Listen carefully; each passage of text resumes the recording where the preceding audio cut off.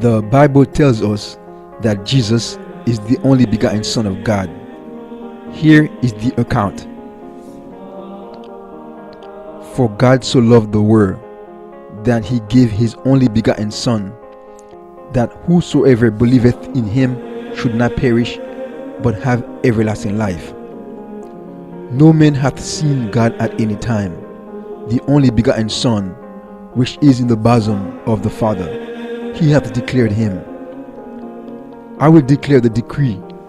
The Lord hath said unto me, Thou art my Son, this day have I begotten thee. Jesus himself, when he was placed under oath by the high priest and judges of his Israelite people, told them under oath that he was the Son of the living God. But Jesus held his peace, and the high priest answered and said unto him, I adjure thee by the living God, that thou tell us whether thou be the Christ, the Son of God. And Jesus said, I am. And ye shall see the Son of Man sitting on the right hand of power, and coming in the clouds of heaven. Then the high priest rent his clothes, and saith, What need we any further witnesses? There we have it. God tells us that he has a begotten Son, and Jesus Christ of Nazareth is his begotten Son. But like children, we humans are intellectually curious, and the questions that normally come to people's minds are: 1. How can God beget a son if he's not flesh and blood like us? 2. And if God begat a son, doesn't that make his son God like him? Because when we humans beget children, our children are humans like us. So Jesus must be God like God his Father. But how? Since Scripture tells us that there is only one God. Before we can properly answer these questions, we must first know something about the nature of God by answering the following questions. 1. Who is God? What is his divine nature? Or, to put it simply, what is God made of? 2. Where did God come from? We will divide this video into 2 parts. In part 1, we will find out what God's nature is. And in part 2, we will find out about the Trinity and the Begotten Son. Let's get started.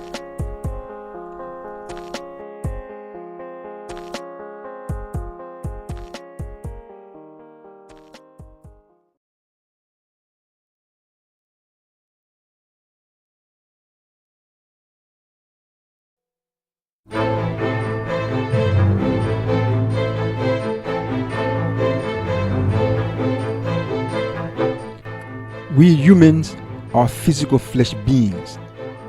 We are made up of atoms in space. That is our nature and substance. What about God? Of what substance and nature is he composed of? Jesus answered that question and told us that God is spirit, and they that worship him must worship him in spirit and in truth. There we have it. God is spirit. Now, for our next question, what is spirit? Is spirit made up of some more fundamental basic nature? For example, we are flesh, a biophysical substance.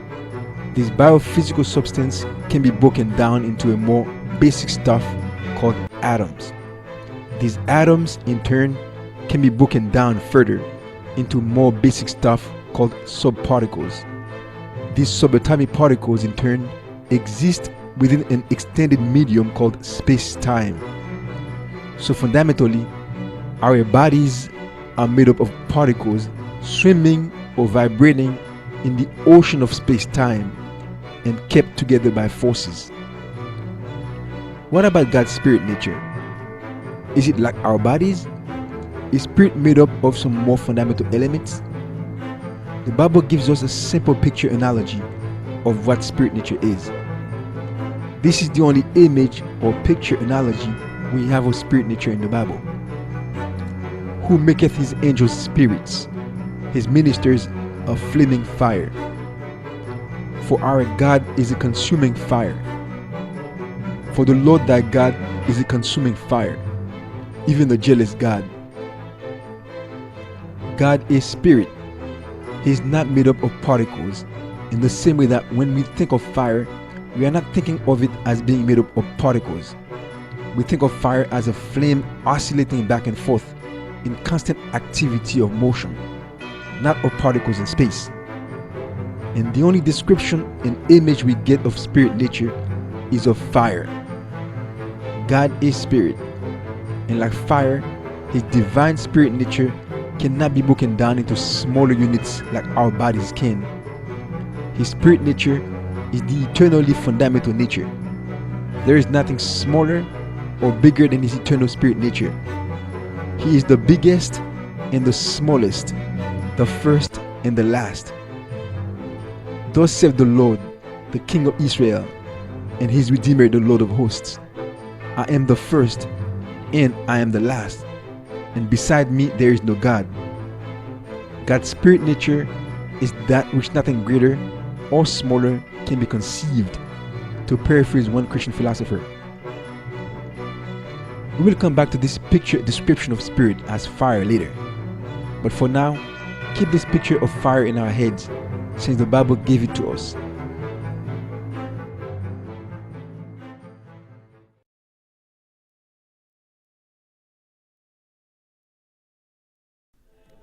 Now that we see what nature God is made of, someone is going to ask, where is God? Concerning this, we hear God say of himself, for thus saith the high and lofty one that inhabiteth eternity, whose name is holy. I dwell in the high and holy place, with him also that is of a contrite and humble spirit, to revive the spirit of the humble, and to revive the heart of the contrite. God is spirit, and now we read that God inhabits eternity. A spirit inhabiting something called eternity. What is eternity? One modern dictionary defines eternity as infinite time, duration without beginning or end. How does God inhabit eternity or infinite time duration? Is eternity a place like my living room where God is? Does he live in eternity in the same way I live inside of my living room, sitting on a chair and walking around the room? The answer is no.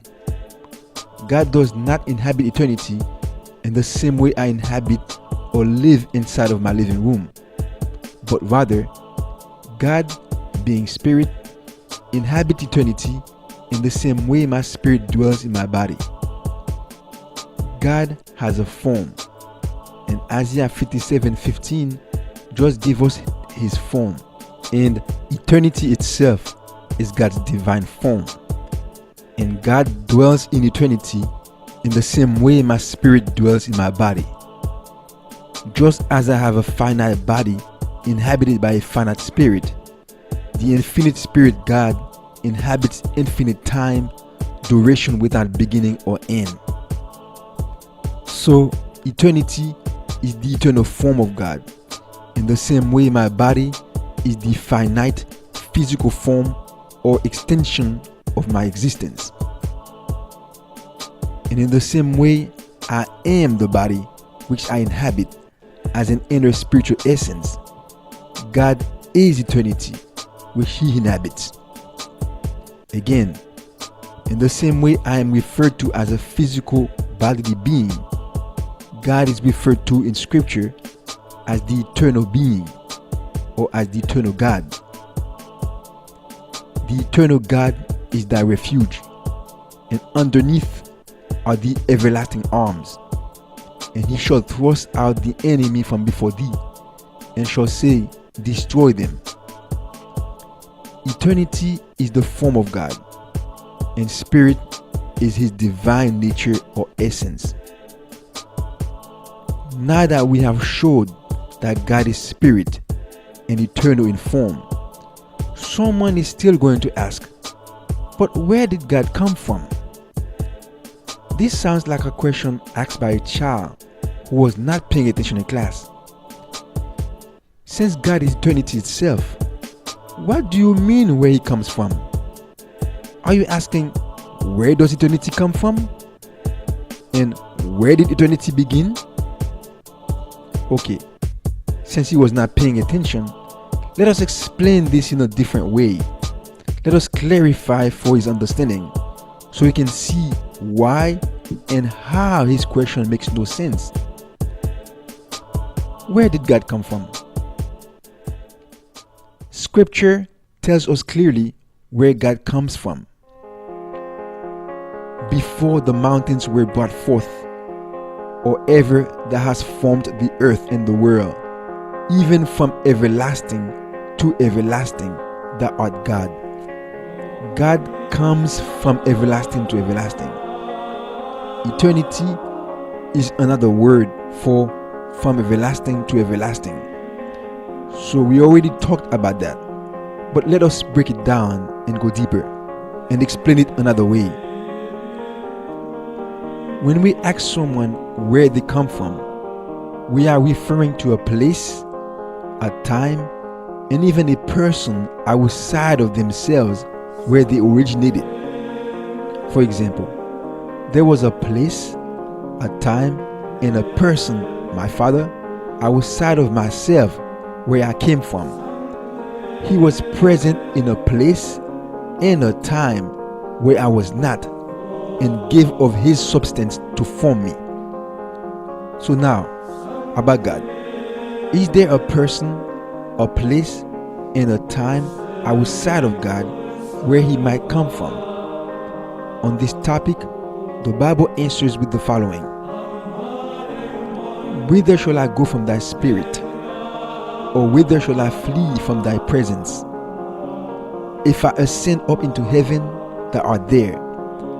If I make my bed in hell, behold, thou art there. If I take the wings of the morning and dwell in the uttermost parts of the sea, even there shall thy hand lead me, and thy right hand shall hold me.